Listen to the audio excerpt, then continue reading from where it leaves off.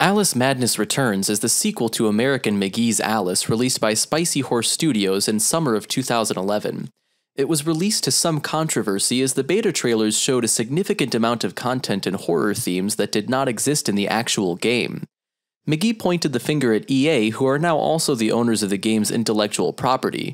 Despite this, there is a bit of horror element in the game, with melting faces and oozing enemies, along with a generally dark ambience throughout the story and environment. It's definitely not full-on horror, however, as the game ends more or less happily and there are never any very scary elements, with some minor exceptions. The design in this game is really special, and most things and places bear the hallmark of their creator's vision to an extent. Areas can be pretty, Alice has a variety of outfits, and NPCs and enemies are all sort of original, but you get the feeling from what's there that there was much more room for creativity. Movements are animated well, and the weapons and fighting moves are surprisingly fresh at first. Some, though not all, of the movie sequences are done in this kind of paper theater art style that really catches the eye and makes you feel like you're having a unique experience. I would have liked to have seen more of them. There's also a trace of dry, macabre humor that the game really could have used more of as well. As it is, the story is really dark. Alice's family was killed in a fire, and she's been admitted to an asylum where she must regularly meet with a psychiatrist whose intentions are murky at best. Gameplay rarely takes place in the real world, which is thankful because there's nothing to do there. Alice is trying to find the secret behind her family's demise, while in Wonderland she searches for a train that wreaks havoc in its wake. There are seeds of a highly unique artwork here, but I have doubts about how McGee's vision was communicated.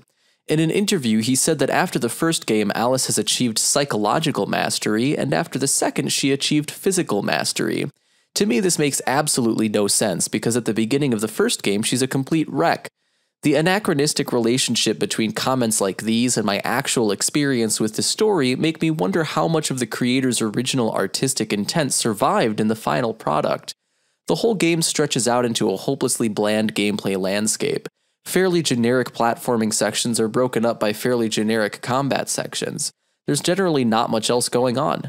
There are only a few weapons, 3 or 4 different platforming moves, and a very underwhelming variety of enemies and environments.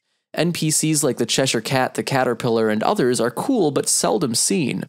A majority of the time you spend with this game will either be jumping or hitting pretty much the same thing. Now, that doesn't mean there isn't some pleasant variety. There are some side-scrolling action sequences and other mechanic-changing sort of mini-games that occur as part of the plot, but they're not very complex and they can get old pretty quickly. It's nice to see things that don't make it into high-budget professional games like this one very often, but that doesn't forgive their shoddy implementation.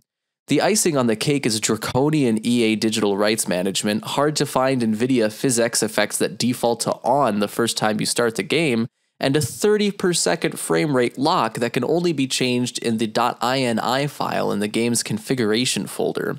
All in all, if you're not an avid gamer, you will find this game passably entertaining and maybe just a tad bit underwhelming. If you are an avid gamer, you'll be bored to tears by decades-old gameplay cliches and an almost mystifying lack of novel content. I give this game a 7 out of 10.